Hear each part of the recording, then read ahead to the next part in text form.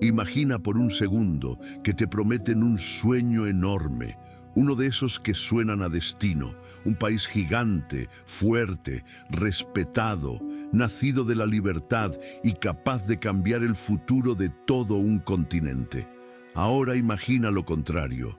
Ese sueño no cae por un enemigo externo, se rompe por dentro, como se rompen las cosas que más amamos, en silencio, con heridas pequeñas, con orgullo, con cansancio, con desconfianza.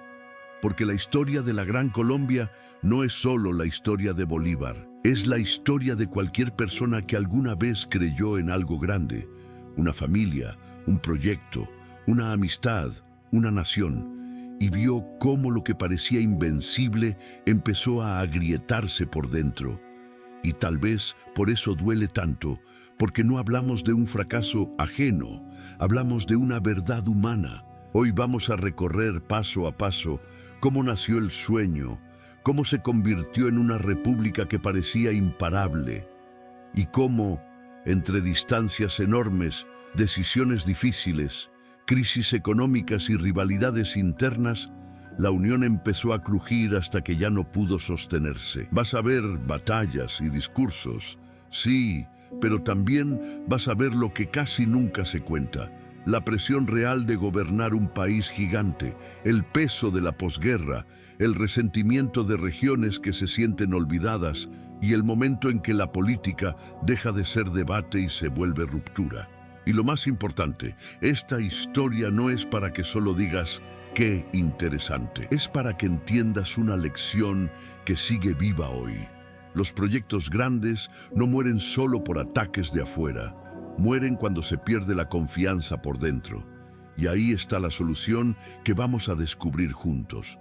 Cuando entiendes por qué se rompió la Gran Colombia, también aprendes cómo se sostienen las uniones que importan, cómo se cuidan los sueños antes de que sea tarde y cómo se reconoce el punto exacto donde un ideal puede salvarse o puede desaparecer. Así que quédate conmigo, porque lo que vas a escuchar no es solo historia, es un espejo.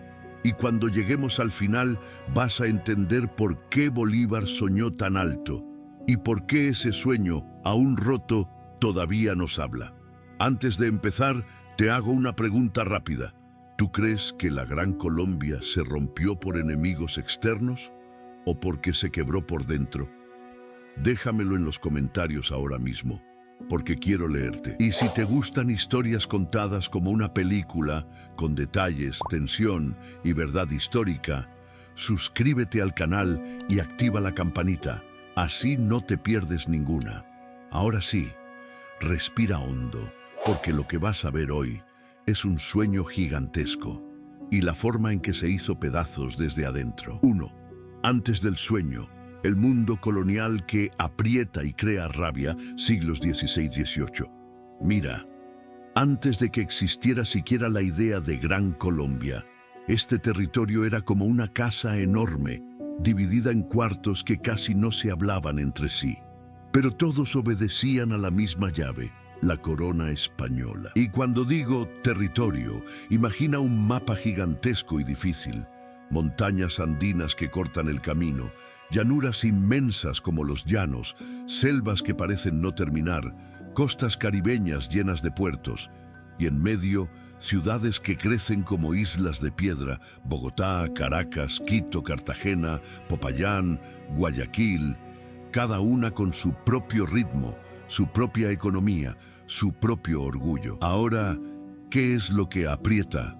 No es una sola cosa, es un conjunto de presiones que con los años se vuelven una especie de nudo en el pecho para mucha gente. Primero está el sistema social. La colonia funcionaba como una escalera con peldaños muy marcados. Arriba del todo estaban los peninsulares, españoles nacidos en Europa, que ocupaban los cargos más altos, los puestos grandes de gobierno, los permisos clave, el control del comercio oficial. Debajo estaban los criollos, españoles nacidos en América, muchas veces ricos, educados, dueños de tierras, pero con una sensación constante de techo bajo, como si el mensaje fuera: Puedes tener dinero, pero el poder real no es tuyo. Y más abajo, con menos derechos y más cargas, estaban mestizos, indígenas, afrodescendientes y un montón de personas que sostenían la vida cotidiana con trabajo duro, impuestos, tributos, servicio forzado o esclavitud, dependiendo del lugar y del momento. Segundo, está la economía controlada. La colonia no era un mercado libre. Era una máquina diseñada para que el flujo principal beneficiara al imperio. Había monopolios, rutas vigiladas, permisos, aduanas, impuestos al comercio. En los puertos, la vida se sentía diferente.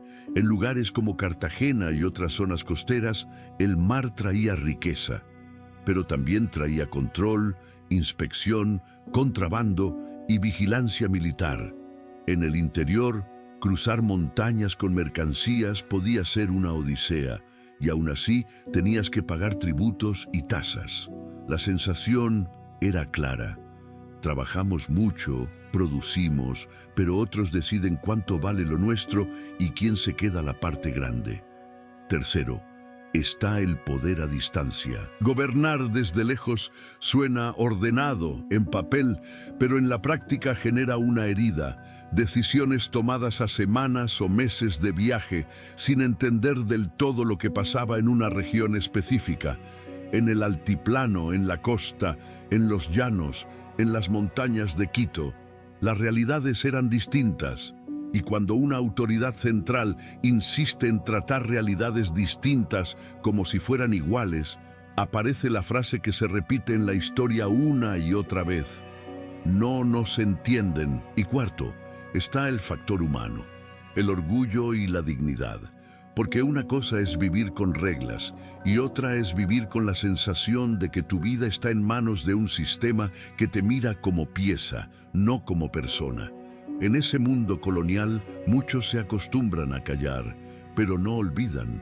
Las tensiones se acumulan en conversaciones de mercado, en sermones, en reuniones de familia, en los cabildos, en las universidades, en los cuarteles. No siempre se habla de independencia todavía, pero sí se habla de injusticia, de favoritismos, de cargas, de humillación, de por qué ellos y no nosotros. Con el paso del tiempo, esa presión crea algo muy poderoso, una identidad en construcción. La gente empieza a notar que no es lo mismo nacer en Caracas que en Cádiz, no es lo mismo vivir en Quito que en Madrid. Se empiezan a sentir de aquí. Y cuando nace ese aquí, nace también una pregunta peligrosa para cualquier imperio. Si este es nuestro mundo, ¿por qué no lo gobernamos nosotros? Pero ojo, todavía falta la chispa. Porque una sociedad puede estar presionada por siglos y aún así aguantar. Para que el nudo se convierta en incendio, hace falta un golpe que desordene todo el tablero. Y ese golpe, esa chispa, llega desde afuera, con ideas nuevas y con una crisis que hace temblar a la propia España. Y ahí es cuando el siglo XIX abre la puerta. 2. La chispa, revoluciones atlánticas y el derrumbe del orden, finales del 1808. Ahora sí. Imagina que ese nudo en el pecho del mundo colonial del punto anterior no desaparece. Al contrario, se queda ahí, apretando. Pero durante mucho tiempo, la mayoría piensa: así es la vida, así ha sido siempre. Y entonces, desde el otro lado del océano, empiezan a llegar noticias que suenan casi como locura. Porque a finales del siglo XVIII, el mundo atlántico se convierte en un tambor que no deja de sonar. Ideas nuevas, revoluciones, cambios de gobierno, palabras que antes daban miedo y ahora se dicen en voz alta. Palabras como libertad, ciudadanía, constitución, soberanía, derechos. Y cuando esas palabras entran en una sociedad que ya estaba tensa, hacen efecto como una chispa en pasto seco. Piensa cómo viajaban las ideas en esa época. No era internet, claro. Era más lento, pero igual de poderoso. Llegaban en libros, panfletos, cartas, conversaciones en universidades, en salones de élites criollas, en círculos de comerciantes, en tertulias. en cuarteles. A veces llegaban como rumor. Dicen que en tal lugar el rey ya no manda igual. Dicen que existe un país que se independizó. Dicen que hay una revolución en Francia. Y cada dicen iba abriendo una rendija mental. El efecto dominó. Cuando el mundo demuestra que el poder puede caer. En el Atlántico pasan cosas que rompen la idea de que el imperio es eterno. La independencia de Estados Unidos muestra que una colonia puede separarse. La Revolución Francesa muestra que incluso una monarquía puede ser sacudida por completo. Y la Revolución Haitiana, con toda su complejidad y su impacto regional, deja un mensaje que asusta a unos y enciende a otros. El orden social puede estallar desde abajo, no solo desde arriba. En los territorios que luego serán parte de la Gran Colombia, esto se siente como un doble golpe. A los criollos les da una idea peligrosa. No somos menos capaces, podemos gobernar. Asunta. A las autoridades coloniales les entra un miedo todavía más peligroso. Si esto prende aquí, perdemos el control. Y ese miedo lleva a más control, más vigilancia, más censura, lo cual, irónicamente, alimenta todavía más el resentimiento del punto 1. 1808, el momento exacto en que el dueño se tambalea. Pero la gran chispa final, la que convierte la tensión en posibilidad real, llega en 1808, cuando ocurre algo que en una colonia se siente como si el techo se abriera.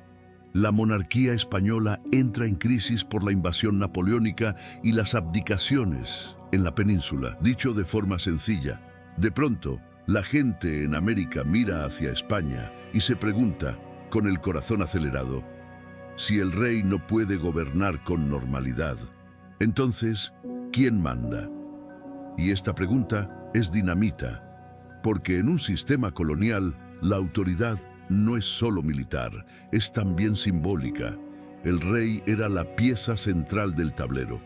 Si esa pieza se mueve, todo el tablero tiembla. Las juntas, cuando lo temporal se vuelve ensayo de independencia.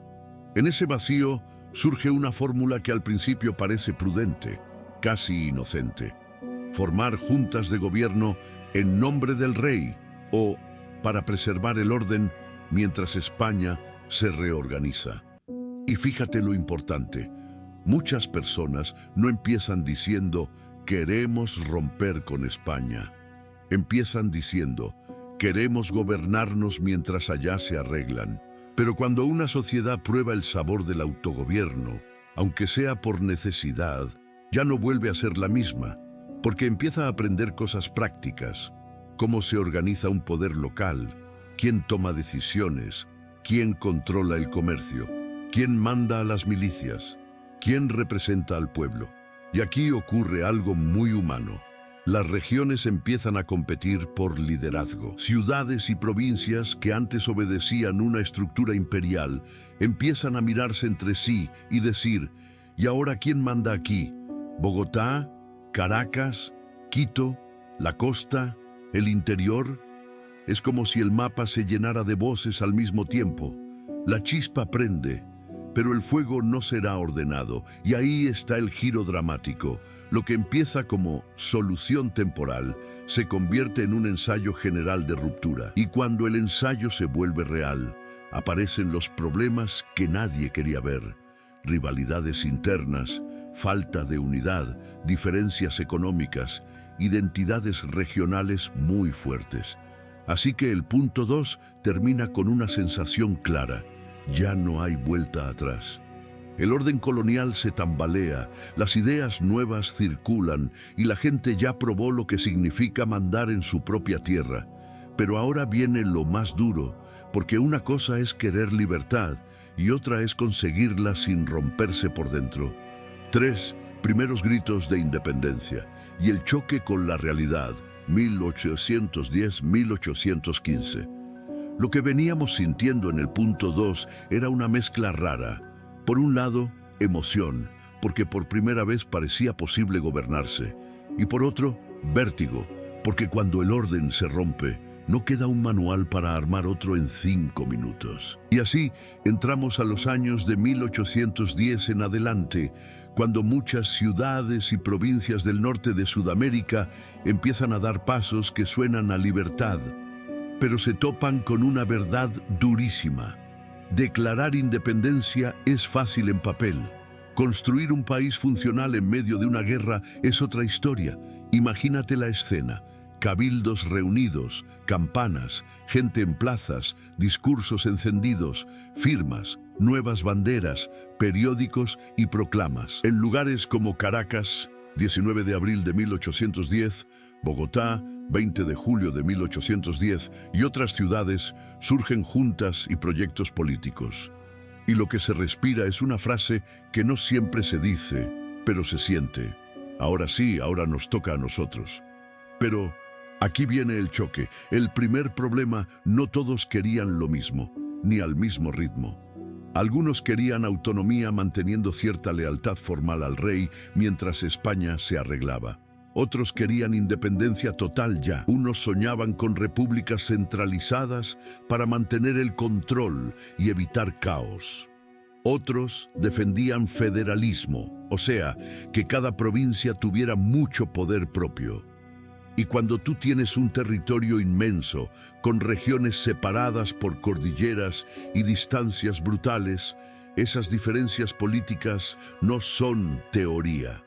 Se vuelven problemas concretos de todos los días. ¿Quién recauda impuestos? ¿Quién manda el ejército?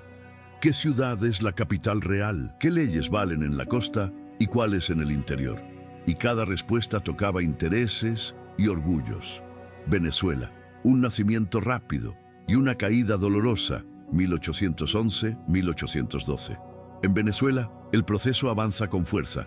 Se proclama la independencia en 1811. Nace la llamada Primera República y el ambiente es de cambio total. Pero el nuevo Estado es frágil. Hay divisiones internas, tensión social, problemas económicos y encima llega un golpe psicológico enorme. El terremoto de 1812 que destruye ciudades y provoca caos. En un mundo donde muchos interpretan los desastres como señales, aquel terremoto no solo rompe paredes, rompe confianza. Los realistas aprovechan el desastre para decir: ¿ven? Esto pasa por rebelarse.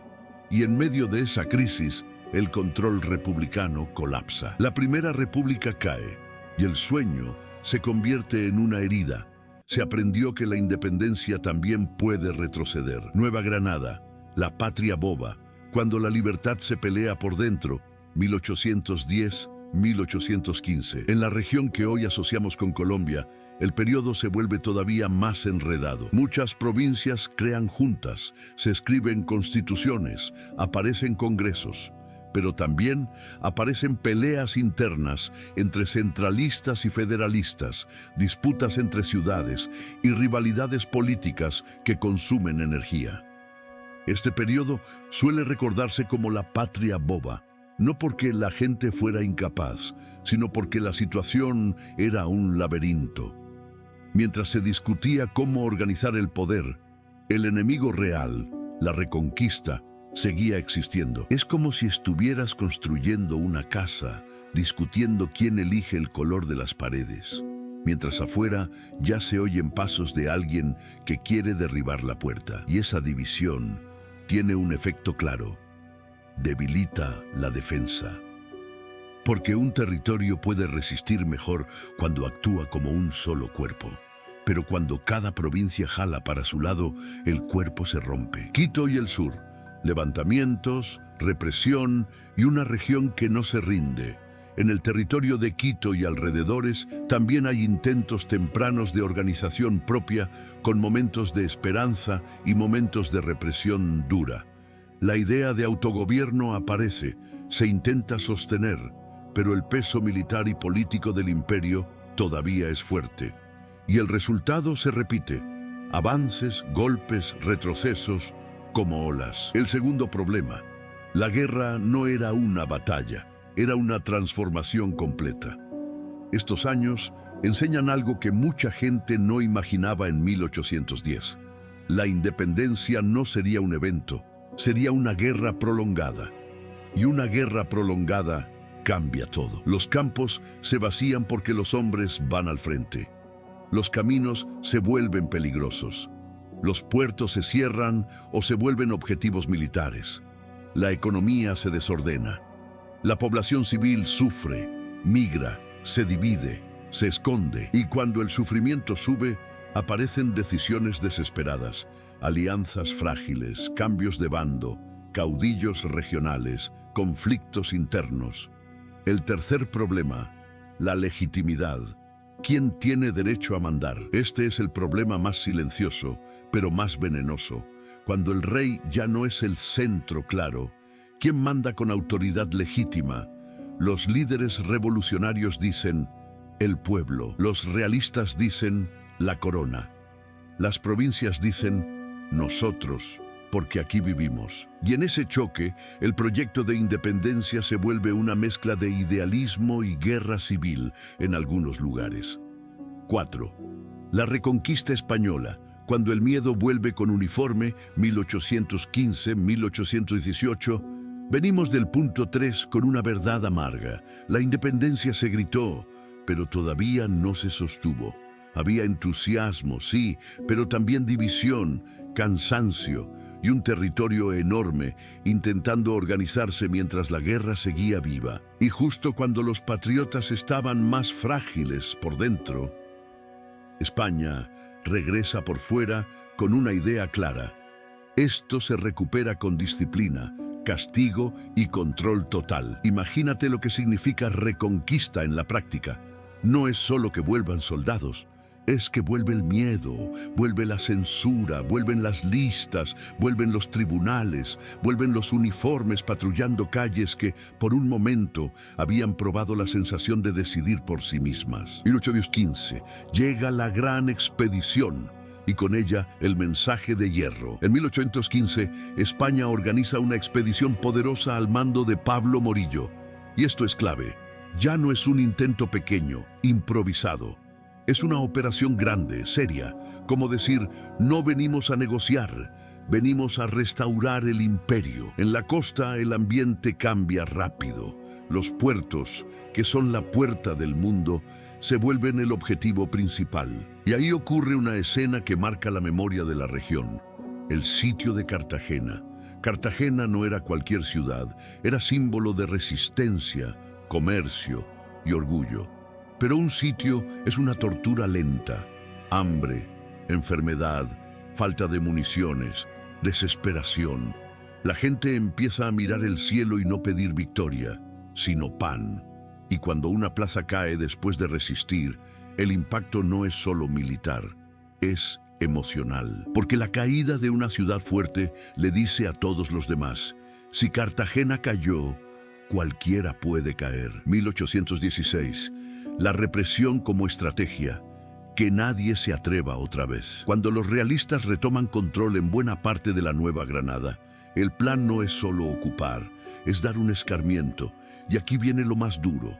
Se instala una lógica de castigo ejemplar. Se persigue a líderes civiles y militares, se hacen consejos de guerra, se confiscan bienes, se castiga a quienes apoyaron a los patriotas o simplemente simpatizaron.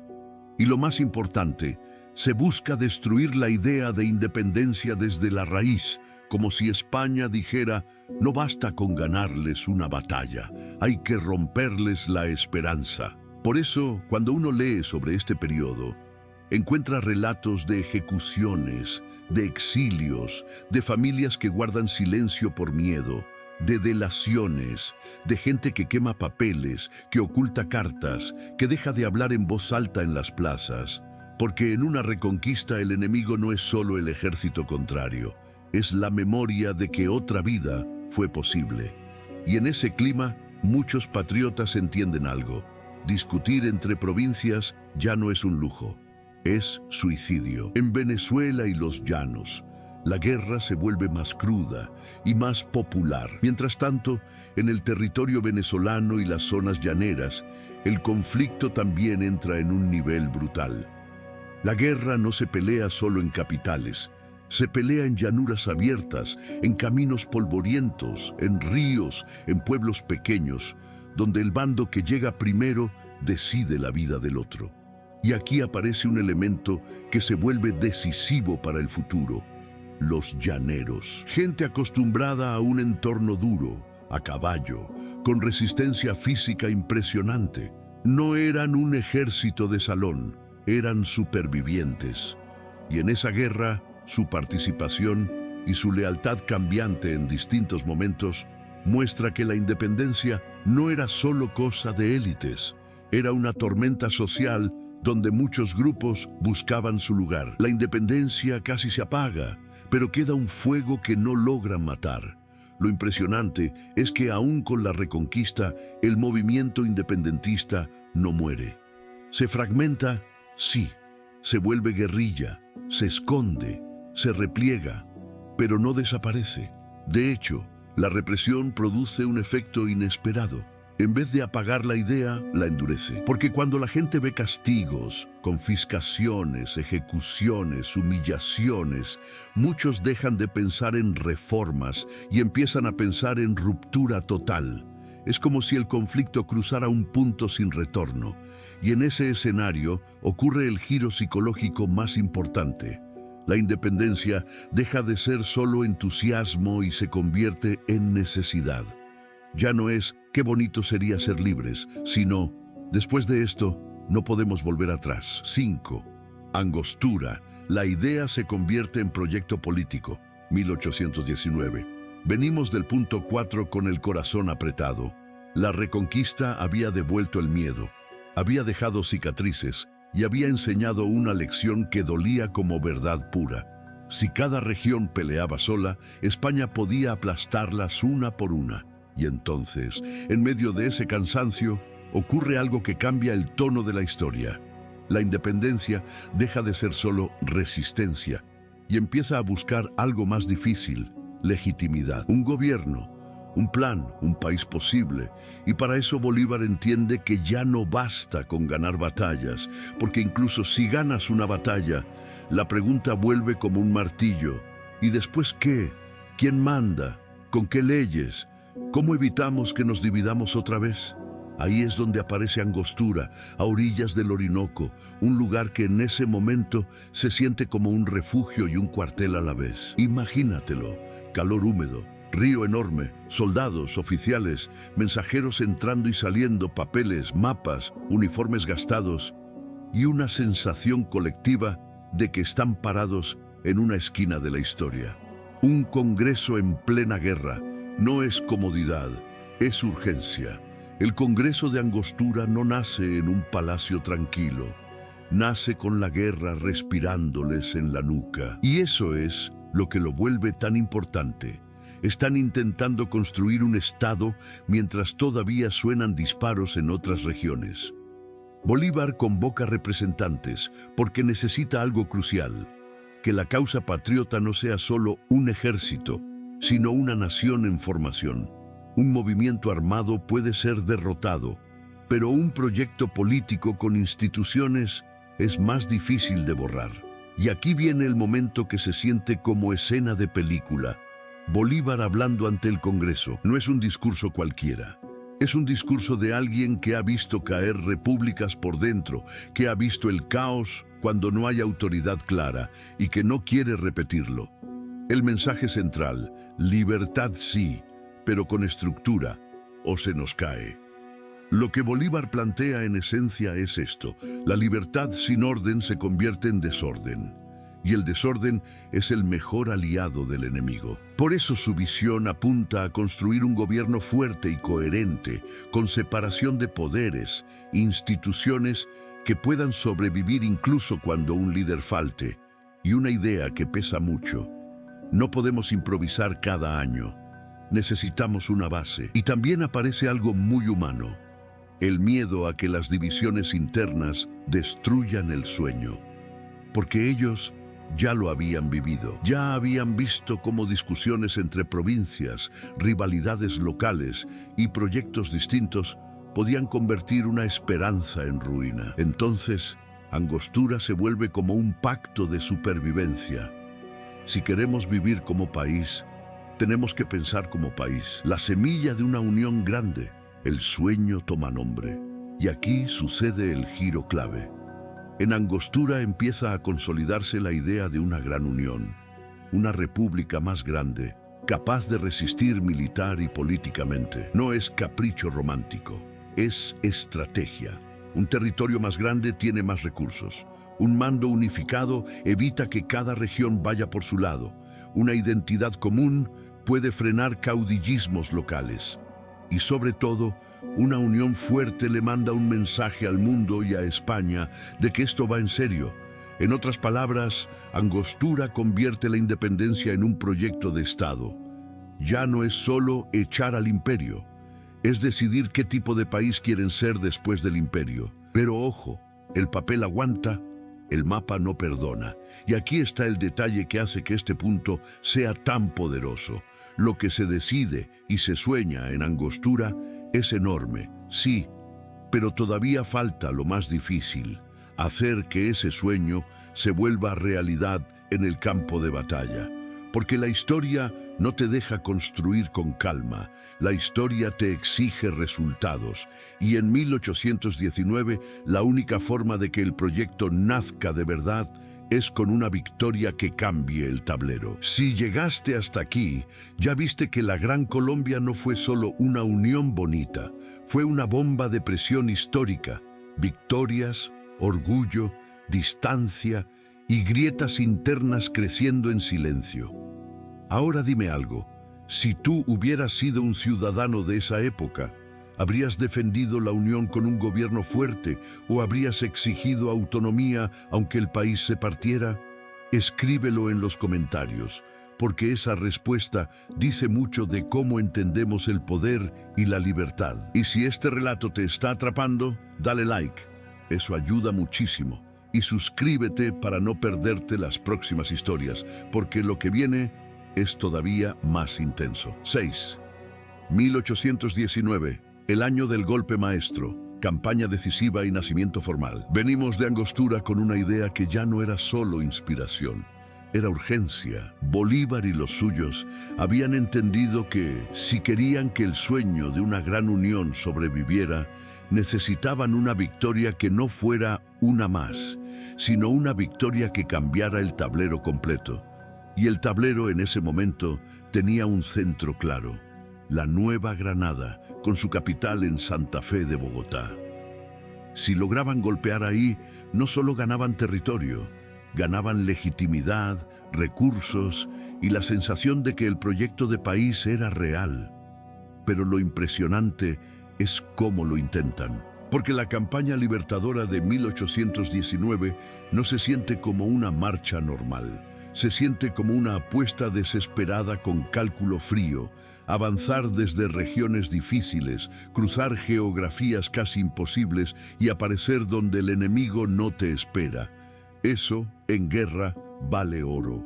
Imagínate primero los llanos, con temporadas de lluvia que convierten caminos en pantanos, con ríos crecidos, con barro que se pega a los pies y al alma. El soldado no pelea solo contra el español, pelea contra el clima, el hambre y la fatiga, y aún así avanzan, porque detrás no hay retirada cómoda.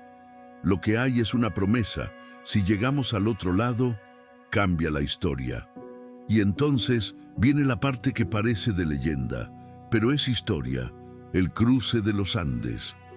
No es un paseo por montañas bonitas, es subir hacia el frío, hacia la niebla, hacia pasos altos donde el aire falta y el cuerpo tiembla. El plan incluía entrar por rutas muy duras, como el páramo de Pisba, precisamente para sorprender. Cuando el ejército patriota baja del otro lado, no baja fresco, baja agotado, con hombres enfermos, con ropa destruida, con caballos al límite. Y aquí está el detalle dramático: muchas campañas se pierden en ese punto, porque llegar vivo no significa estar listo para pelear. Pero en 1819 la apuesta era total: hay que pelear igual. Por eso, cuando el choque con las fuerzas realistas se intensifica, el ambiente ya es de todo o nada. y la campaña empieza a encadenar combates hasta llegar al momento decisivo, la batalla de Boyacá, el 7 de agosto de 1819. Este no fue un combate cualquiera. Fue el golpe que abre la puerta de Bogotá y deja a los realistas sin control efectivo sobre el corazón político de la Nueva Granada. Aquí puedes narrarlo de forma muy visual. Imagina el camino, el puente, el polvo, la tensión de columnas avanzando, los oficiales mirando el terreno como si fuera un tablero de ajedrez y de pronto el choque. Y luego el silencio raro que queda cuando una batalla se decide. Boyacá termina con una victoria patriota tan fuerte que cambia lo que la gente cree posible. Y entonces pasa algo que en una guerra vale tanto como la batalla. La política corre detrás de la victoria para convertirla en país. Con Bogotá en manos patriotas, el proyecto de Angostura deja de ser idea en papel, empieza a tener suelo bajo los pies. Y en ese mismo 1819 se formaliza el paso institucional clave. El Congreso de Angostura establece la nueva república y la unión toma forma en la ley fundamental del 17 de diciembre de 1819, que da inicio a la República de Colombia, la futura Gran Colombia, uniendo grandes territorios bajo un mismo estado. Pero aquí viene la semilla del drama que tu título promete. Nacer unidos no significa vivir unidos, porque mientras el papel declara unidad, la realidad sigue siendo enorme. Regiones distintas, intereses distintos, caminos difíciles, orgullos locales y líderes que no todos imaginan el futuro igual. Así que el punto 6 termina como termina una gran escena, con victoria, con nacimiento, con esperanza y con una pregunta flotando en el aire. Ahora que existe la Gran Colombia en el papel y en el mapa, ¿cómo se gobierna algo tan grande sin que se rompa? Le Cúcuta, 1821. La Gran Colombia se escribe en una constitución. Venimos del punto 6 con una imagen poderosa. 1819 abrió la puerta con la victoria, pero una victoria sola no sostiene un país. Y Bolívar lo sabía. Ganar el mapa era apenas la mitad del problema. La otra mitad era más silenciosa y más peligrosa. Organizar la unión sin que se deshilache por dentro. Por eso, en 1821, la historia cambia de escenario. De los caminos, los llanos y las batallas. A un lugar donde las armas no hablan. Pero las palabras pueden decidir el destino de millones. Ese lugar es Villa del Rosario de Cúcuta, donde se reúne el Congreso Constituyente de 1821, también conocido como Congreso de Cúcuta. Sus sesiones comenzaron el 6 de mayo de 1821 y terminaron el 3 de octubre de 1821. Y quiero que lo visualices. No es un congreso de alfombra roja, es un congreso en un país que todavía está sangrando por la guerra. Hay caminos rotos, regiones inseguras, noticias que llegan tarde y aún así llegan diputados, llegan líderes, llegan representantes con ideas que chocan entre sí. Porque todos saben que están intentando hacer algo enorme, convertir un sueño en un Estado. La misión del Congreso era clara: ratificar y organizar la nueva República de Colombia, la que después la historia llamará Gran Colombia, y darle una base legal real, no solo militar. Ahora viene la parte crucial. ¿Qué decide Cúcuta? Primero, ¿cómo se gobierna? La Constitución de 1821 establece que el gobierno es popular y representativo y organiza el poder del Estado en ramas para que no sea solo la voluntad de un hombre. Segundo, ¿cómo se administra un territorio gigantesco? En el papel, la Constitución ordena el territorio en una cadena clara: departamentos, luego provincias, cantones y parroquias. Suena técnico, pero en realidad es la columna vertebral de un Estado. Es decirle al país: así vamos a funcionar. Tercero, ¿quién manda y cómo? El Congreso elige a Simón Bolívar como presidente y a Francisco de Paula Santander como vicepresidente. Y aquí hay un detalle que pesa. Bolívar seguía ligado al frente militar, a la idea continental, a las campañas. Santander, en cambio, se vuelve la cara del orden administrativo, el hombre del día a día del gobierno. La propia Constitución define el papel del vicepresidente, está listo para ejercer funciones del presidente si hace falta, algo importante en un país donde el presidente podía estar a meses de viaje, literalmente en campaña. Cuarto, ¿cómo se hacen las leyes? La Constitución deja claro que el poder de legislar corresponde al Congreso y que el Ejecutivo, el presidente, debe ejecutar esas leyes. Parece obvio hoy, pero en ese momento era una apuesta para evitar que todo dependiera de caudillos y decisiones improvisadas. Y dentro de ese Congreso hay dos cámaras, Senado y Cámara de Representantes, es decir, intentan equilibrar regiones e intereses con un sistema legislativo más complejo. Quinto, ¿qué valores oficiales sostienen la Unión? En la Gran Colombia de 1821, la religión católica tiene un lugar central en el Estado, reflejando la realidad cultural de la época y la forma en que se entendía el orden social. Pero ahora, déjame decirte lo más humano de todo esto. La Constitución de Cúcuta es un intento de amarrar un país enorme con una cuerda institucional. Y esa cuerda tenía que aguantar tormentas reales, distancias brutales, gobernar desde un centro con regiones muy lejos, economías distintas, costa, montaña, llanos, identidades regionales fuertes, y una guerra que todavía no había terminado del todo. Por eso, cuando los historiadores describen esta Constitución, suelen remarcar su carácter centralista y la existencia de un ejecutivo fuerte. Era una forma de evitar que la república se rompiera en pedazos por rivalidades locales. Y aún así, incluso en este momento fundacional, ya se ve la sombra del futuro conflicto interno.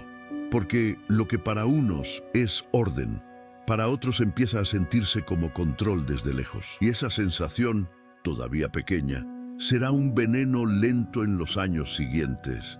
Además, el Congreso no solo escribe estructuras de poder, también toma decisiones sociales que muestran que este nuevo Estado quiere ser algo más que un reemplazo de España.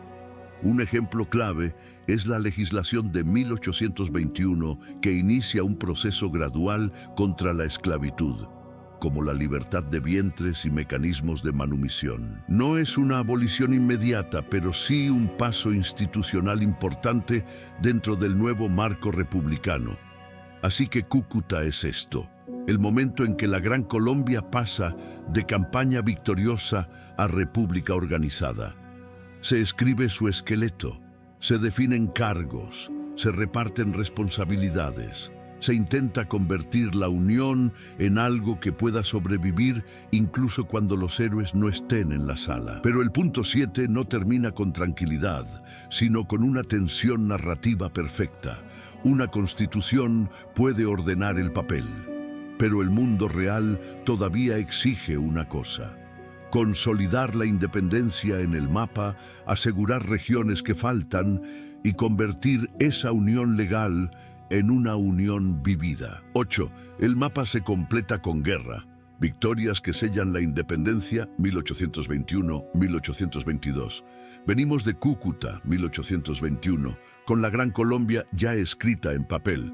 Constitución, cargos, estructura, pero todavía con un problema gigante. Un país no se sostiene solo con leyes si el mapa real sigue disputado. Y aquí entra la parte que siempre sacude a cualquier nación naciente. Para que el Estado exista de verdad, primero tiene que sobrevivir.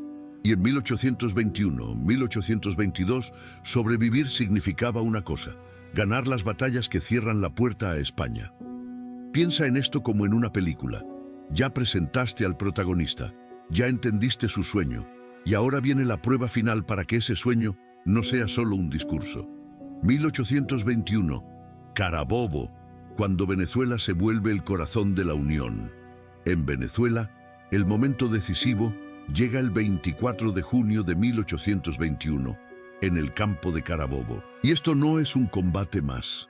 Es el tipo de batalla que decide si una región queda liberada en la práctica o si todo vuelve a caer. Imagina el terreno abierto, la hierba alta, el calor, el polvo pegándose en la piel, la tensión de los caballos y hombres que saben que ese día puede definir el futuro de sus familias. Carabobo, 24 de junio de 1821. Carabobo se vuelve símbolo por una razón simple. Destruye el centro de gravedad del poder realista en Venezuela. A partir de ahí, el dominio español queda herido de muerte, aunque todavía queden focos de resistencia que se arrastrarán un tiempo más.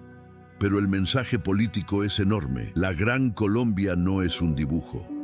Es una fuerza capaz de ganar. Y aquí pasa algo clave para la historia interna. Cuando una región se siente liberada, inmediatamente pregunta, ¿y ahora quién manda aquí? ¿Cómo se reparte el poder? Es decir, la victoria abre la puerta, pero también abre las tensiones. 1822. El sur arde, Pichincha y la entrada a Quito.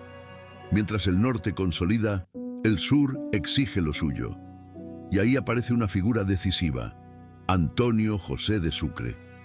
La campaña hacia Quito no era una marcha turística, era una operación militar en una geografía dura, con caminos de montaña, clima cambiante, ciudades que podían apoyar o resistir y realistas que todavía tenían fuerza. Y entonces llega la fecha que cambia todo para el territorio que hoy conocemos como Ecuador. 24 de mayo de 1822, en las laderas del volcán Pichincha, cerca de Quito.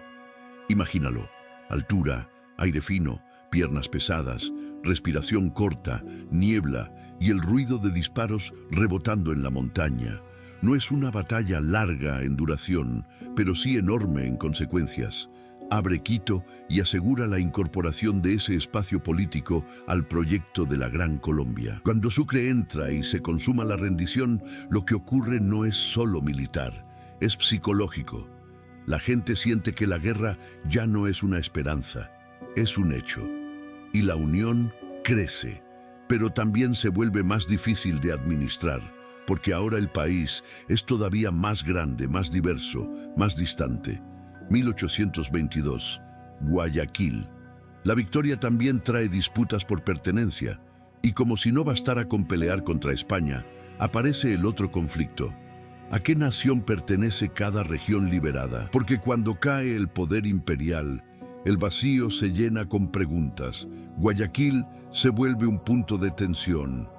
Y en julio de 1822 ocurre la famosa entrevista de Guayaquil entre Bolívar y San Martín, un encuentro privado cargado de decisiones sobre cómo terminar la guerra en Sudamérica y qué rumbo tomarían los nuevos estados.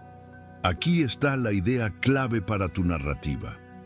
La independencia no solo se gana con espadas, también se discute con política. Y esa política, cuando mezcla orgullo regional, intereses comerciales y proyectos distintos de futuro, puede volverse explosiva. Así termina 1821-1822, con victorias que hacen que el mapa cierre en lo esencial, con la sensación de que la Gran Colombia está viva, pero también con un detalle que ya se siente como presagio. Cuanto más grande es el país, más difícil es mantenerlo unido. Porque ahora viene lo que casi nadie aplaude, pero todo país necesita: administrar, recaudar, organizar justicia, calmar regiones, repartir poder y hacer que la gente sienta que la capital no es un dueño lejano. 9. El gobierno dual. Bolívar como símbolo, Santander como administrador. 1821-1826. Venimos del punto 8 con la Gran Colombia creciendo a golpes de victoria. Carabobo, Pichincha, la integración del sur, y en apariencia todo va hacia arriba. Pero aquí llega la parte que casi nunca se ve en las películas. Cuando el enemigo externo empieza a retroceder, aparece el enemigo más difícil: la vida diaria de un estado gigantesco. Porque una cosa es liberar un territorio y otra muy distinta es gobernarlo. Y justo ahí nace el doble corazón de la Gran Colombia: En el papel era perfecto, un presidente heroico que encarna la unidad y un vicepresidente con mentalidad de orden que hace funcionar la máquina. En la realidad, esa combinación se vuelve una cuerda tensa. Bolívar era el símbolo, el hombre que muchos sentían como la figura capaz de mantener unida una nación enorme. Pero Bolívar no era un presidente de escritorio. Era un presidente que vivía con el mapa abierto sobre la mesa y la guerra todavía palpitando. Su cabeza estaba en la idea continental: asegurar la independencia, cerrar frentes, evitar que España regresara, empujar el proyecto más allá de una sola región. Y mientras Bolívar estaba lejos, en campañas, viajes, decisiones militares, el peso del día a día caía sobre Francisco de Paula Santander, vicepresidente y, en la práctica, el gran administrador del Estado. Imagínate Bogotá en esos años, no como una capital moderna con comunicaciones rápidas, sino como un centro que intenta gobernar un mundo enorme con papel, tinta, mensajeros y semanas de demora. Santander representa eso. El hombre que cree que la República no puede depender solo de carisma, sino de instituciones, leyes, decretos, tribunales, recaudación, funcionarios, escuelas, aduanas, correspondencia, todo lo que nadie aplaude, pero sin lo cual el país se cae. Ahí nace la diferencia que poco a poco va separando a los propios vencedores. Para Santander, la República debía sostenerse con la Constitución, con legalidad, con procedimientos. La idea era: si hoy mandamos por improvisación, mañana alguien mandará por capricho.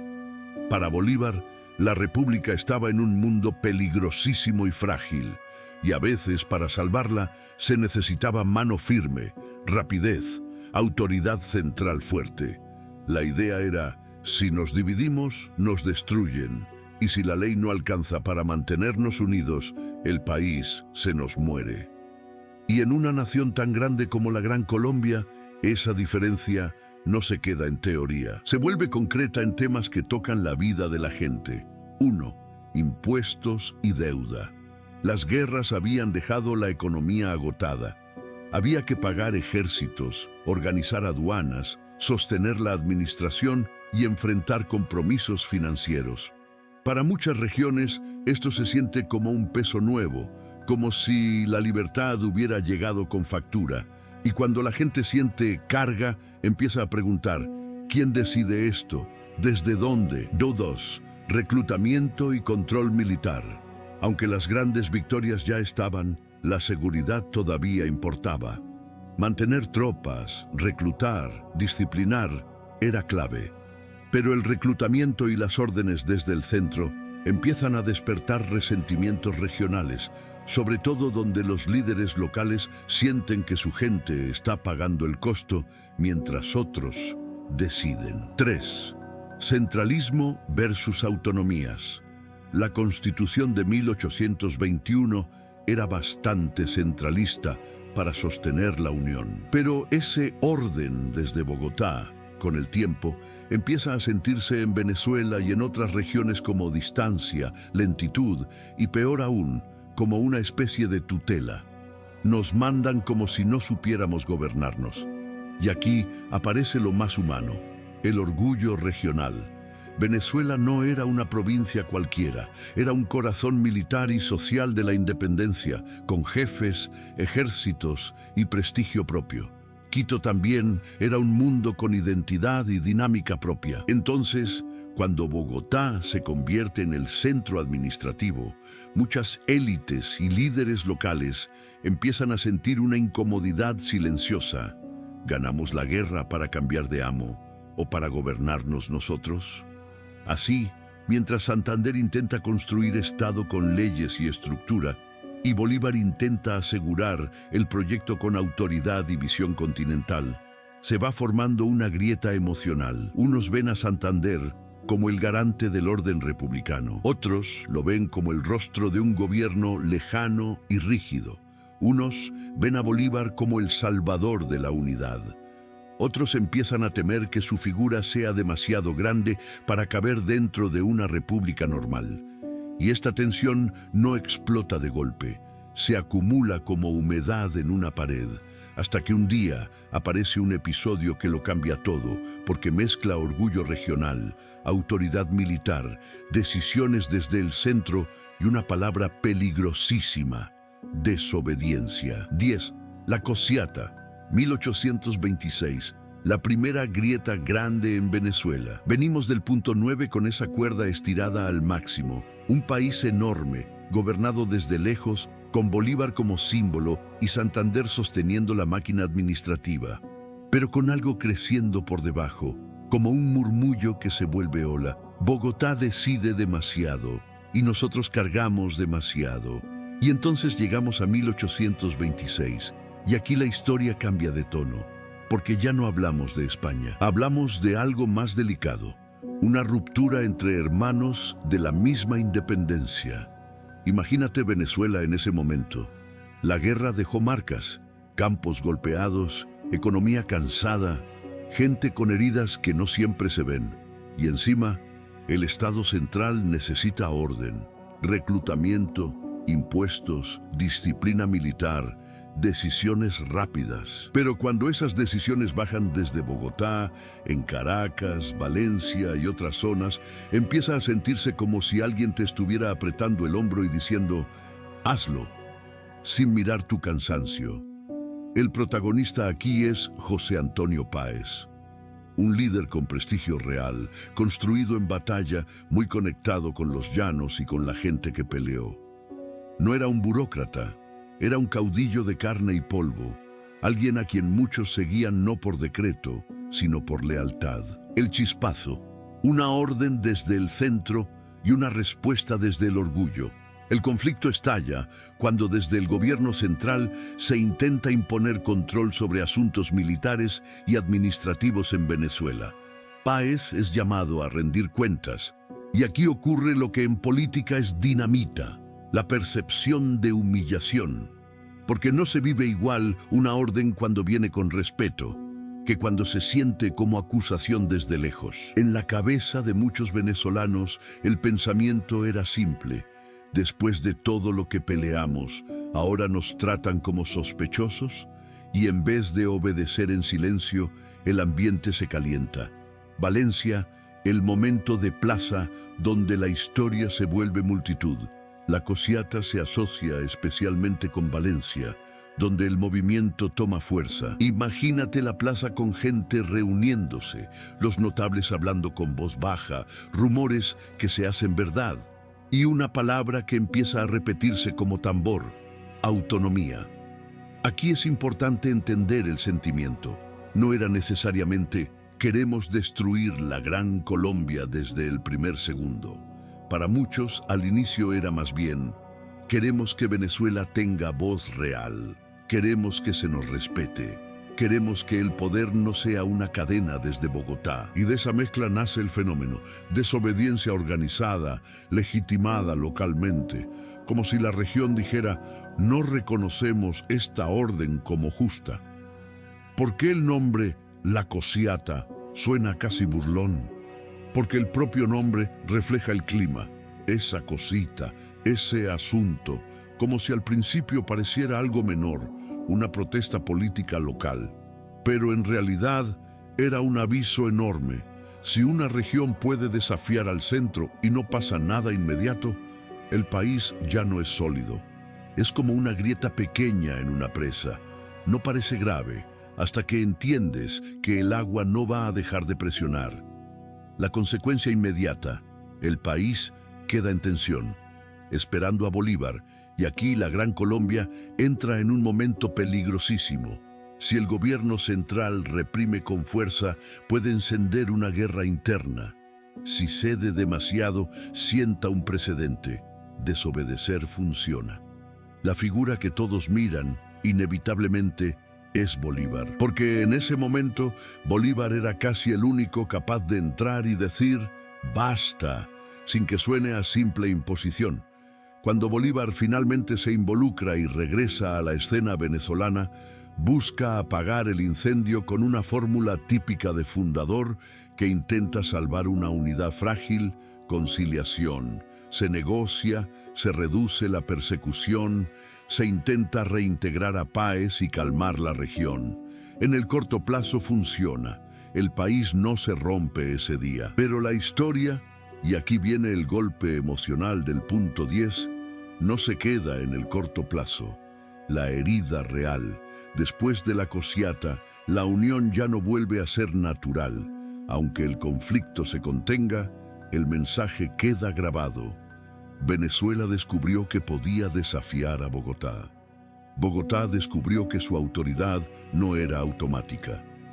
Y la Gran Colombia descubrió su peor enemigo, la desconfianza interna. Porque a partir de aquí, cada decisión central se mira con sospecha y cada líder regional entiende que tiene poder si moviliza identidad y orgullo local. Y así, la Cosiata se convierte en el primer gran aviso de tu título.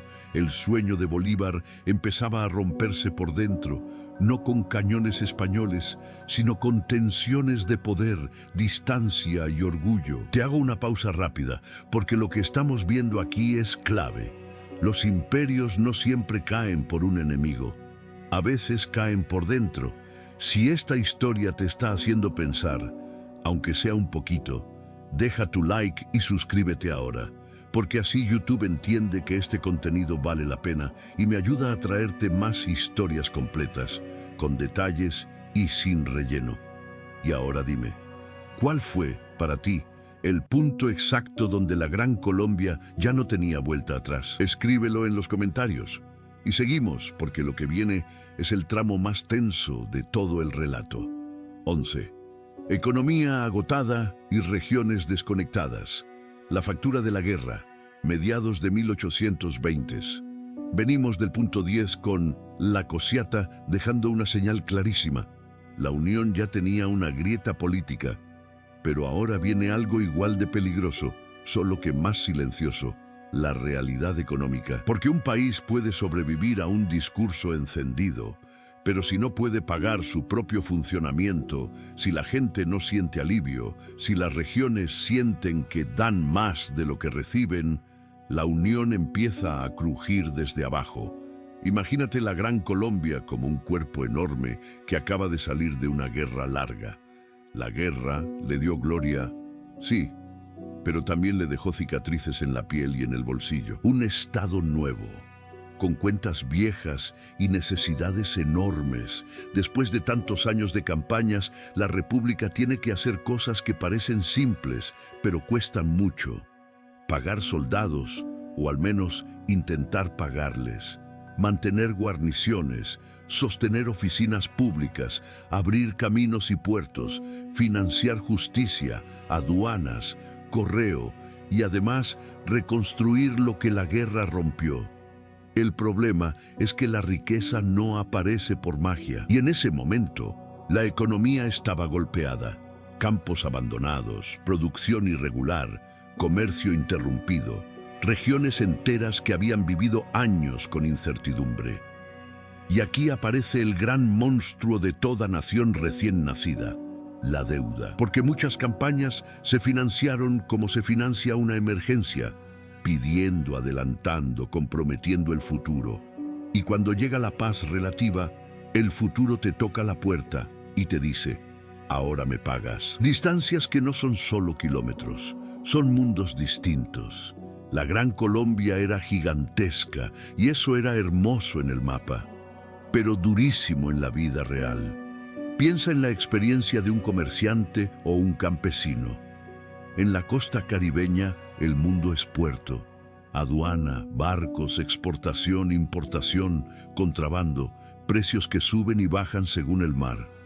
En el altiplano andino, el mundo es montaña, caminos lentos, mercados internos, burocracia central. En los llanos, el mundo es ganado, caballo, grandes distancias y una cultura de autonomía. En Quito y el sur, el mundo tiene sus propias rutas, sus propias élites, su propia lógica comercial. Entonces, cuando Bogotá intenta aplicar una misma receta fiscal y administrativa, muchas regiones sienten que esa receta no se ajusta a su realidad. Y ahí nace una frase venenosa, porque parece pequeña, pero destruye países. Ellos no entienden cómo vivimos aquí. Impuestos. Cuando la libertad se siente como carga, para sostener el Estado, el gobierno necesita ingresos. Eso significa impuestos y control aduanero. Y aquí viene el choque emocional. Muchísima gente había imaginado la independencia como alivio, pero en la práctica el Estado nuevo también cobra.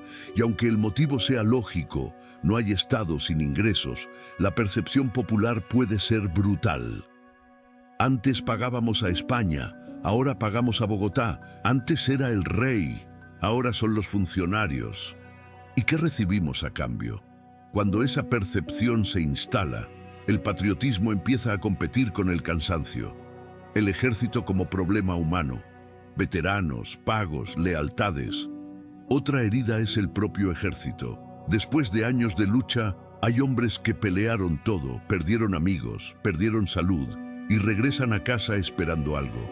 Reconocimiento, tierras, estabilidad. Pero el Estado a veces no puede responder como se espera. Y cuando un veterano se siente olvidado, su lealtad se vuelve frágil. Y esa fragilidad alimenta el poder de líderes regionales, porque el caudillo local sí puede prometer protección, empleo, pertenencia. Así, lo económico se vuelve político sin que te des cuenta. Contrabando, corrupción y desconfianza, el veneno cotidiano. Cuando el comercio formal es difícil, cuando las aduanas son pesadas y los caminos son lentos, el contrabando florece. Y donde florece el contrabando, también crece la corrupción, el soborno, la rivalidad entre regiones por el control de puertos y rutas. Y eso alimenta otra sensación peligrosa. La ley existe, pero no es igual para todos. Y en una república joven, esa frase es gasolina. El resultado, una unión que se siente grande, pero no siempre cercana. Así, a mediados de los 1820s, la Gran Colombia vive una paradoja. Por fuera parece fuerte, pero por dentro empieza a sentirse como un edificio donde cada piso se queja del otro. Venezuela siente que el centro la controla. Bogotá siente que sin control todo se rompe. Quito y el sur sienten que su realidad no cabe del todo en las decisiones del norte. Y cuando sumas política, la cosiata, plus economía, fatiga y deuda, plus distancia, desconexión real, se forma la tormenta perfecta. Ya no es solo un desacuerdo, es un desgaste. Y en ese desgaste aparece la idea inevitable. Hay que redefinir el país. Y cuando un país intenta redefinirse, lo hace en una mesa de negociación o en una crisis. 12. Convención de Ocaña, 1828. El intento de salvar la Unión, que la acelera hacia el abismo. Venimos del punto 11 con la Gran Colombia respirando con dificultad. Deuda, cansancio, regiones desconectadas y una desconfianza que ya no era rumor, sino clima. Y cuando un país llega a ese punto, siempre aparece la misma idea. Hay que corregir el sistema, porque la Constitución de Cúcuta, 1821, había sido el esqueleto del Estado, pero ahora muchos la veían como un traje que aprieta. Así nace la Convención de Ocaña en 1828 como el gran intento de reparación. La escena es casi simbólica. Representantes reuniéndose para decidir si la Gran Colombia iba a seguir siendo una casa común o si cada cuarto iba a romper su pared y salir por su propia puerta. Y aquí tienes que imaginarlo con claridad. No era una reunión de amigos, era una mesa donde se sentaban dos miedos opuestos. Un grupo decía, si aflojamos el centro, el país se desarma. Querían un poder central fuerte, autoridad firme y un Estado capaz de imponer orden en un territorio enorme. El otro grupo decía, si el centro sigue apretando, el país se rompe igual. Querían más autonomía regional, reformas políticas y un modelo menos concentrado en Bogotá. En el fondo, ambos estaban hablando de lo mismo, cómo evitar la muerte de la Unión. El problema era que proponían tratamientos contrarios para la misma enfermedad. El ambiente en Ocaña, una convención con pólvora en el aire. Ocaña no era solo un lugar, era un termómetro. Llegaban delegados con discursos preparados, alianzas hechas, sospechas acumuladas. La gente no iba a escuchar con calma, iba a defender su visión, porque detrás de cada visión había poder real, cargos, decisiones, impuestos, control militar, prestigio regional. Y cuando la política llega a ese nivel, las discusiones dejan de ser ideas y se vuelven frases como: ustedes quieren imponer, ustedes quieren dividir, ustedes no respetan a las provincias. Ustedes no entienden que sin unidad volvemos al caos. Cada frase era un golpe a la confianza, y la confianza ya estaba frágil desde la cosiata y desde el desgaste económico. La trampa mortal: si ganaba uno, el otro sentía que perdía la patria. Ese es el corazón dramático de Ocaña. No había un punto medio fácil, porque si la convención giraba hacia más centralismo, muchas regiones lo verían como una cadena. Y si giraba hacia más federalismo, los defensores del centro lo verían como el inicio de la disolución. Así que el debate se vuelve un pulso por el futuro. Reformar la Constitución de 1821 para cambiar el equilibrio del poder, o mantenerla y reforzar la autoridad central. El bloqueo, cuando una convención se convierte en un espejo del país fracturado. Y entonces pasa lo peor que puede pasar en un momento así. No hay acuerdo. Las posiciones se endurecen, las facciones se cierran y la convención empieza a sentirse como un país en miniatura, cada lado convencido de que el otro está empujando hacia el desastre. En lugar de sanar la unión, Ocaña expone algo que ya existía, pero que ahora queda visible para todos. La Gran Colombia no estaba discutiendo un ajuste técnico, estaba discutiendo si aún confiaba en sí misma. Y cuando un país deja de confiar, la ley se vuelve papel, y el papel no detiene una ruptura. El giro decisivo, la retirada y el vacío de legitimidad. Llega un momento en que parte de los delegados se retira o rompe el proceso, y la convención queda políticamente herida. Y aquí aparece un efecto inmediato, casi inevitable, un vacío de legitimidad. Porque si el mecanismo diseñado para reformar el país fracasa, la pregunta cae como piedra. Entonces, ¿quién toma el control para evitar que todo se venga abajo? Ese vacío es peligrosísimo, porque abre la puerta a soluciones extraordinarias. Y cuando una república joven entra en modo emergencia, suele elegir entre dos caminos: o se desintegra, o concentra poder para sostenerse. Por eso, la Convención de Ocaña termina siendo una paradoja histórica. Nació como esperanza de reconciliación, pero terminó acelerando el choque final. Porque después de Ocaña, ya no solo había tensiones regionales y económicas, ahora había algo peor. Una crisis política abierta, con bandos más definidos, con sospechas más profundas y con la sensación de que el país estaba caminando sobre una cuerda sin red. 13. Dictadura y la Noche del Miedo, 1828, y el atentado contra Bolívar. Venimos del punto 12 con la Convención de Ocaña fracasando como un puente roto. Y cuando un país intenta arreglarse hablando y no puede, pasa algo que casi siempre se repite en la historia. La crisis deja de ser debate y se convierte en emergencia.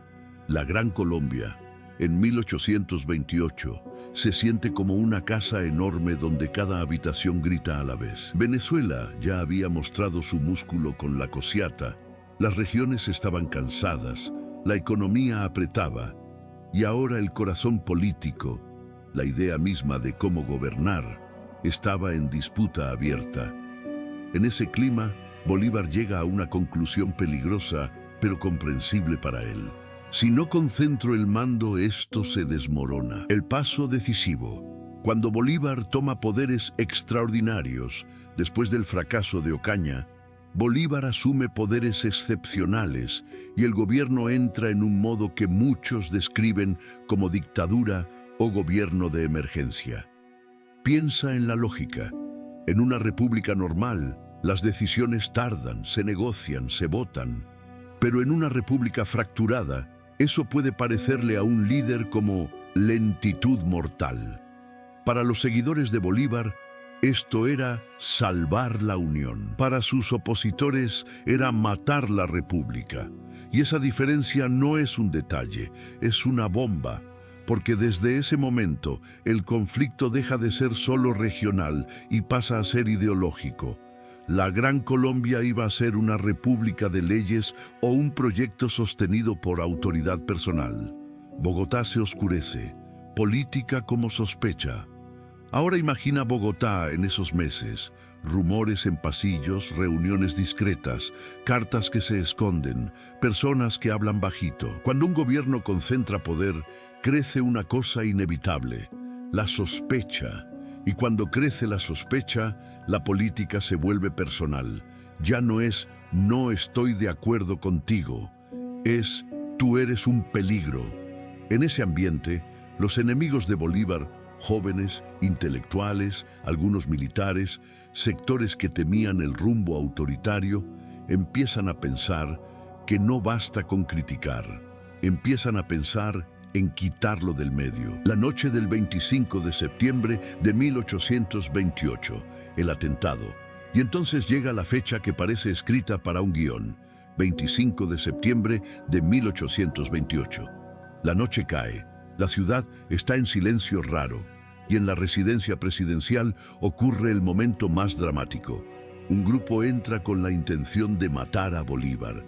Aquí la escena siempre se cuenta como una mezcla de caos y segundos eternos. Pasos, gritos, puertas, acero, desesperación. Bolívar logra escapar. Y en esa noche queda grabada una idea para siempre. Si el propio Libertador puede ser atacado en el centro del poder, entonces el país está al borde. Y no es solo el hecho del atentado, es lo que provoca después. La reacción. El Estado golpea y el país se parte más. Tras el atentado, la respuesta del gobierno es dura.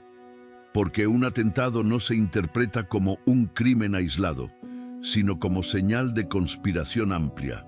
Empiezan arrestos, investigaciones, juicios. La atmósfera se llena de miedo. Quien era opositor teme ser acusado. Quien era neutral teme ser arrastrado.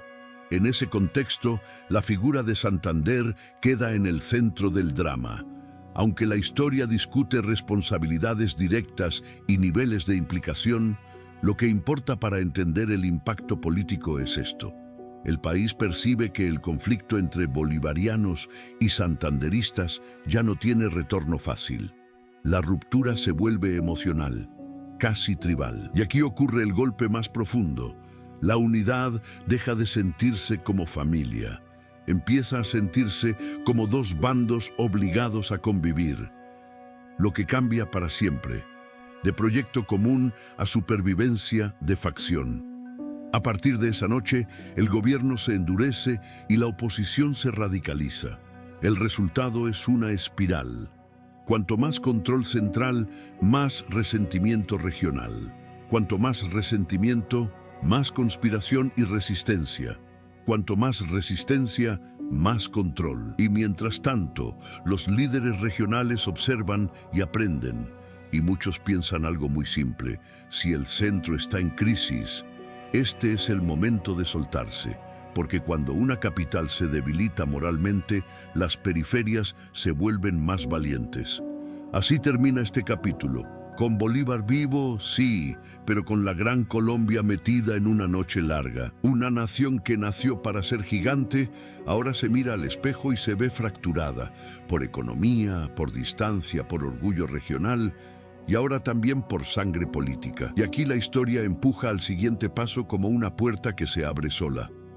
Después de 1828, la pregunta ya no es cómo mejoramos la unión, sino ¿quién se va primero? 14. 1830. Separaciones en cadena. El sueño se suelta por piezas. Venimos del punto 13 con Bogotá, viviendo una noche de miedo. Poderes extraordinarios, conspiración. Un atentado que dejó claro que la Gran Colombia ya no estaba discutiendo detalles. Estaba discutiendo su propia supervivencia. Y cuando un país llega a ese nivel de tensión, pasa algo casi inevitable. Las regiones dejan de esperar la solución desde el centro y empiezan a buscar su propia salida. 1830 se siente así, como un dominó. No cae una ficha y ya, caen varias, una detrás de la otra, y cada golpe hace temblar la mesa completa. Venezuela, cuando la grieta se vuelve puerta, Congreso de Valencia, 1830. En Venezuela, lo que venía gestándose desde la Cociata ya tenía forma de decisión. No era solo inconformidad, era organización política, y esa organización se expresa en un hecho clave: el Congreso de Valencia, que inicia sus sesiones el 6 de mayo de 1830. Ahora imagina lo que significa eso. Un congreso propio, con diputados de varias provincias, reuniéndose no para protestar, sino para fundar un nuevo rumbo. Y el Congreso avanza hasta dejarlo escrito con tinta formal. La Constitución de Venezuela de 1830 se aprueba el 22 de septiembre de 1830 y se manda a ejecutar pocos días después. Aquí es donde el espectador tiene que sentir el golpe humano. Para muchos venezolanos, esto era recuperar control. Para el proyecto Gran Colombiano, era como escuchar una frase dolorosa en la sala: ya no vamos a seguir en esta casa. Y el Congreso de Valencia, además, se prolonga hasta octubre, cerrando ese ciclo separatista en un país que ya estaba partido en emociones y lealtades. El sur. Ecuador decide existir con nombre propio, 13 de mayo de 1830. Mientras Venezuela se define, el Distrito del Sur también da su paso decisivo. El 13 de mayo de 1830, en Quito, una asamblea de notables impulsa la separación y se empieza a conformar el Estado del Ecuador, con Juan José Flores como figura central del nuevo gobierno. Piensa lo que esto significa en la vida real: un territorio que ya había peleado, que ya había entrado a la Unión, ahora siente que la Unión no le garantiza estabilidad. Y cuando la estabilidad se vuelve prioridad, la gente elige lo que cree que le dará futuro inmediato: su propio Estado. El Istmo. Panamá también se sacude, 26 de septiembre de 1830, y como si no bastara, el Istmo de Panamá también entra en esa ola. El 26 de septiembre de 1830 ocurre una separación del departamento del Istmo, en un contexto de crisis y vacío de mando en el centro. Aquí el detalle es importante. Panamá no era un rincón, era un punto estratégico, un puente geográfico y comercial. Y cuando un punto así empieza a moverse, es como si el mapa dijera en voz alta: esto ya no se detiene con discursos. Y en el centro, el proyecto se queda sin oxígeno. Mientras las regiones se sueltan, el centro intenta mantenerse en pie. Pero 1830 también trae golpes simbólicos que quitan esperanza. Por ejemplo, el asesinato de Sucre, junio de 1830, deja al proyecto sin una de sus figuras más respetadas, justo cuando más necesitaba continuidad. Así que el año termina con una imagen muy clara. La Gran Colombia ya no es una nación que discute reformas. Es un cuerpo que perdió miembros y está intentando no desangrarse. Y el espectador tiene que quedarse con esta sensación, porque es el corazón de tu título. El sueño de Bolívar no se rompe por España, se rompe por dentro, cuando cada región siente que para sobrevivir debe caminar sola. 15. El final: renuncia, muerte de Bolívar y disolución definitiva. 1830-1831. Venimos del punto 14 con el dominó ya cayendo. Venezuela se organiza por su cuenta, Ecuador se separa, Panamá se sacude y el centro, Bogotá, intenta sostener una estructura que ya perdió el aire. Y en esa escena, el sueño de la Gran Colombia empieza a parecerse a una fogata en la madrugada. Todavía hay brasas, todavía calienta, pero ya no tiene la llama grande. Ahora, para entender el final, tienes que sentir algo. Cuando un país se rompe por dentro, no se rompe en un solo día. Se rompe en decisiones pequeñas y grandes, en cartas, en congresos, en renuncias y también en cansancio humano. Bolívar renuncia. El libertador, agotado, suelta el timón. Bolívar llega a 1830 como alguien que ha vivido demasiados años en modo guerra y crisis. Su cuerpo está cansado, su salud se apaga y su corazón, que soñó con una patria grande, está rodeado de realidades duras, regiones que ya no confían, líderes que ya no obedecen y un país que discute su futuro como si fuera un juicio. Entonces ocurre lo impensable para muchos. Bolívar renuncia, y esa renuncia no es solo administrativa, es simbólica. Es como si el edificio perdiera la columna que lo sostenía por prestigio. Porque te guste o no su forma de gobernar, Bolívar era el pegamento emocional de la Unión. Y aquí está el detalle. En una república joven, cuando el héroe fundador suelta el mando, la pregunta se vuelve brutal. ¿Qué nos mantiene juntos ahora, si ya ni siquiera el fundador puede hacerlo? La muerte de Bolívar, la escena que apaga la última gran esperanza, y entonces llega el momento más cinematográfico y más triste del final. Bolívar muere en 1830, lejos del poder, con el sueño roto en la vida real, aunque vivo en las palabras. Su muerte se siente como un silencio largo en toda la región. Para sus seguidores es un duelo nacional. Para sus críticos es el cierre de una etapa. Para la historia es una señal clarísima. La Gran Colombia ya no tiene a su símbolo máximo para intentar recomponer el rompecabezas, y sin símbolo, la política se vuelve cálculo frío. La disolución, la unión deja de existir como Estado con Venezuela y Ecuador ya caminando como estados separados. Lo que queda en el centro se reorganiza de otra manera. La Gran Colombia, como república unificada, simplemente deja de funcionar. Se reacomodan instituciones, se redefine el territorio restante y lo que antes era una gran nación se convierte en una nueva etapa estatal. La República de la Nueva Granada, con el núcleo de lo que hoy asociamos principalmente con Colombia y el istmo en su momento bajo esa estructura. Y aquí es importante contarlo así, claro y humano.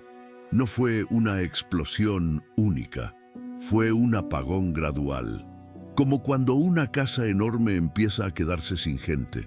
Primero se va un cuarto, luego otro, hasta que un día te das cuenta de que la casa ya no es la misma casa, ya es otra. ¿Por qué se rompió de verdad?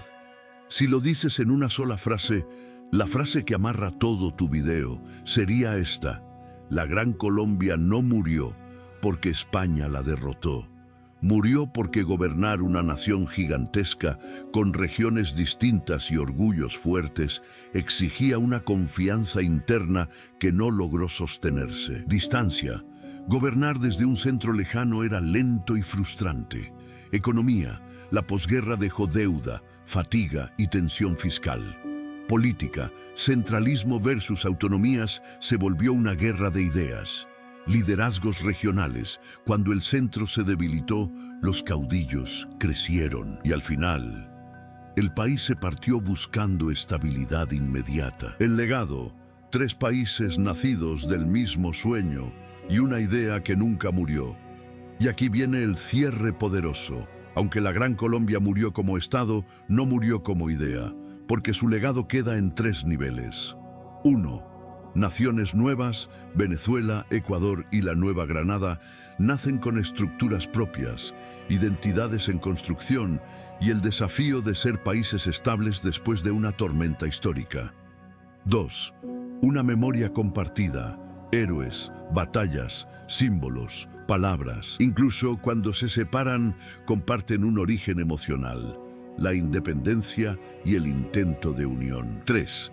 El mito político del gran proyecto, el sueño de integración, la idea de que unidos serían más fuertes, sigue reapareciendo en discursos, en debates y en la forma en que la región se piensa a sí misma.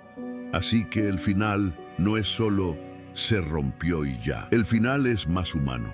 Es la historia de un sueño grande que chocó con la realidad y aún así dejó una huella tan fuerte que cada cierto tiempo alguien vuelve a preguntarse: ¿y si hubieran logrado mantenerse unidos? Y con esa pregunta que duele y fascina a la vez, se cierra tu historia. La Gran Colombia como el sueño de Bolívar que se rompió por dentro, pero que todavía vive como un eco en la memoria de toda una región. Y así llegamos al final, pero no a un final limpio. Llegamos a ese tipo de final que se queda pegado en el pecho, porque la Gran Colombia no murió con un gran enemigo entrando por la puerta. Murió de algo más doloroso. Se fue rompiendo por dentro, como se rompen las cosas que más significan cuando ya no hay confianza, cuando el cansancio manda, cuando el orgullo pesa más que el propósito. Y si te soy sincero, es imposible no identificarse, porque cuántas veces en la vida hemos visto algo grande, una familia, una amistad, un sueño, un proyecto, empezar a agrietarse por detalles, por distancia, por silencios, por heridas que nadie quiso sanar a tiempo. Esa es la herida central de esta historia. No faltó valentía, no faltó sacrificio, no faltó sangre derramada por la libertad. Lo que faltó fue algo que parece pequeño, pero sostiene mundos enteros. Unidad real, construida día a día. Bolívar soñó con una patria inmensa, capaz de resistir, prosperar y ser respetada. Pero la realidad le mostró lo que tantas veces nos pasa a nosotros. El enemigo más peligroso no siempre está afuera. A veces está adentro, en la desconfianza, en la ambición, en la sensación de yo pago más, a mí no me escuchan, yo no pertenezco. Y cuando esas frases se vuelven comunes, la historia cambia de rumbo. Pero aquí está la solución y la razón por la que esta historia vale tanto hoy. Entender por qué se rompió la Gran Colombia nos enseña cómo se sostiene lo que amamos. Se sostiene cuando hay instituciones que sirven a todos, no solo a un centro. Se sostiene cuando las regiones o las personas se sienten escuchadas. Se sostiene cuando la justicia y las cargas se reparten con equilibrio. Y sobre todo, se sostiene cuando el ideal no se queda en discursos, sino que se convierte en confianza diaria. Porque la Gran Colombia se rompió, sí, pero su lección no se rompe. Su lección sigue viva, como una advertencia y como una guía. Si quieres que algo grande dure, cuida lo pequeño antes de que se vuelva fractura. Y ahora te pregunto a ti, de corazón, si hubieras vivido en esa época, ¿habrías elegido mantener la unión a cualquier costo o habrías preferido que cada región caminara sola? Déjamelo en los comentarios porque quiero leerte. Si este viaje te hizo ver la historia con otros ojos, suscríbete y acompáñame en el próximo capítulo, porque todavía quedan más historias donde los sueños de naciones enteras se levantan y donde descubrimos qué las salva o qué las rompe. Y ahora sí, llegamos al final de este sueño gigante que se rompió por dentro. Si esta historia te dejó pensando, no la dejes morir aquí. Suscríbete al canal y activa la campanita, porque el próximo video va a seguir con historias igual de intensas, donde la historia real supera cualquier ficción. Dale like, porque eso me ayuda muchísimo a seguir trayéndote relatos completos, con detalle y emoción. Y sobre todo, comenta aquí abajo una cosa. Si tú hubieras estado en esa época, ¿habrías luchado por mantener la Gran Colombia unida o habrías elegido la separación para salvar tu región? Nos vemos en el próximo capítulo, porque la historia no termina cuando un país se rompe. Ahí es cuando empiezan las consecuencias.